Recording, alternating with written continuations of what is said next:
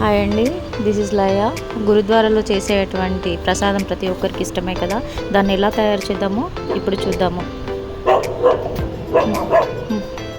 నెయ్యి వేసుకోవాలి.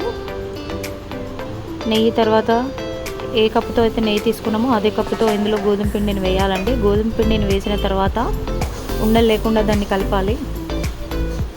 ఉండలు లేకుండా కలుపుతూనే ఉండాలి. సాఫ్ట్గా అయ్యేంత వరకు కలుపుతూ ఉండాలి. ఇది చేయడానికి మనకు చాలా ఓపిక అవసరం అండి. 5 నిమిషాలలో అయ్యే పని, కానీ చాలా కలుపుతూ ఉండాలి, ఉండలు రాకూడదు. ఇలా అవుతుందండి కలిపిన తర్వాత.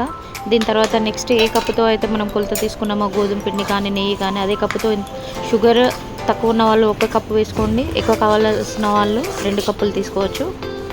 దాని తర్వాత వాటర్ 2 కప్పుల వాటర్, సేమ్ కొలత దేంతో తీసుకున్నామో దాంతో 2 కొలతల వాటర్, 2 కప్పుల వాటర్ తీసుకొని ఈ విధంగా కలుపుతూనే ఉండాలి.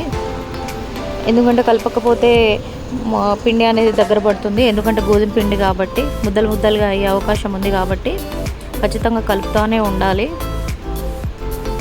ఒక 5 మినిట్స్ కలిపిన తర్వాత ఈ విధంగా అవుతుందండి.